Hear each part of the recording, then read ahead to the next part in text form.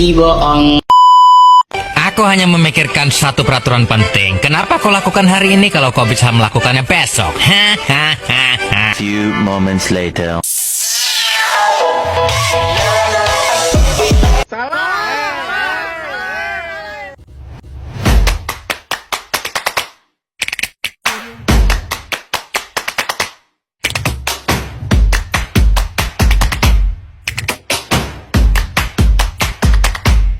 Assalamualaikum warahmatullahi wabarakatuh. Perkenalkan, nama saya Relsa Bayar Ginting dengan NPM 211230023 dari Prodi Manajemen.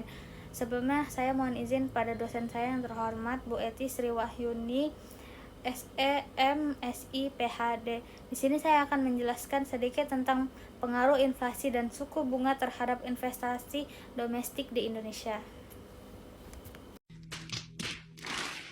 Baik, di sini saya akan menjelaskan yaitu latar belakangnya itu investasi domestik merupakan motor penggerak pembangunan ekonomi karena berdampak langsung terhadap penciptaan lapangan kerja, peningkatan output dan produktivitas nasional. Namun, faktor inflasi dan suku bunga sangat mempengaruhi keputusan investasi.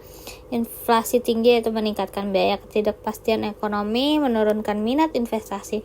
Suku bunga tinggi yaitu meningkatkan biaya pinjaman, menekankan investasi swasta.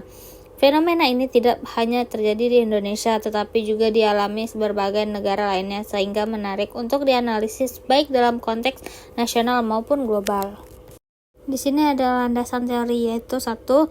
Teori klasik dan Keynesian, yaitu teori klasik percaya bahwa suku bunga merupakan penyeimbangan antara tabungan dan investasi, sedangkan Keynes menyatakan bahwa penurunan suku bunga akan meningkatkan investasi karena biaya modal turun. Yang kedua itu ada teori Vizard, yaitu menunjukkan hubungan antara suku bunga nominal, suku bunga real, dan inflasi.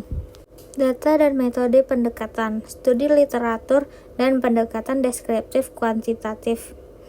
Variabelnya itu ada investasi domestik atau INV, itu PMDN, pembentukan modal tetap bruto yaitu PMTB, inflasinya yaitu INF itu IHK tahunan, sedangkan suku bunga SB itu BI rate atau suku bunga kredit bank umum.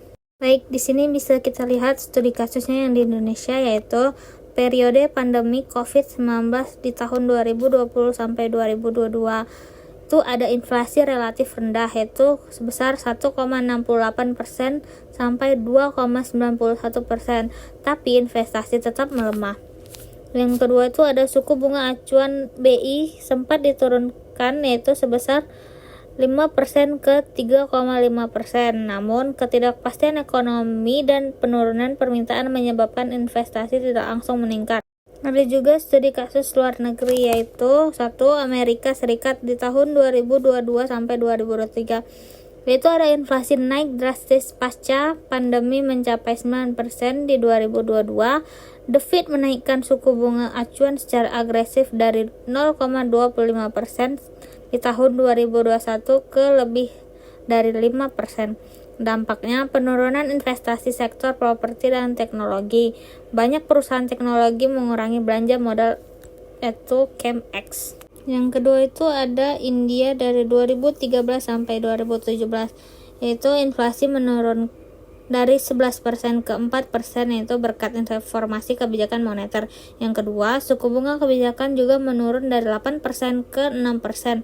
Hasilnya yaitu 1. Investasi domestik sektor manufaktur dan infrastruktur meningkat. Yang kedua, stabilitas makro membantu mengundang investor swasta.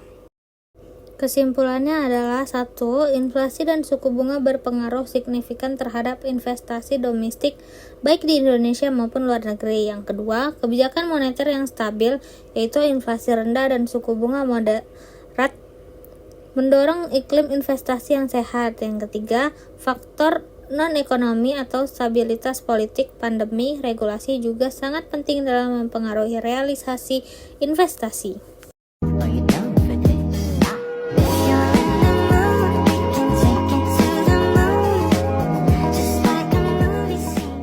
Sudah berulang kali ku bilang kalau videonya udah selesai. Lah udah selesai. Bye bye sepuh.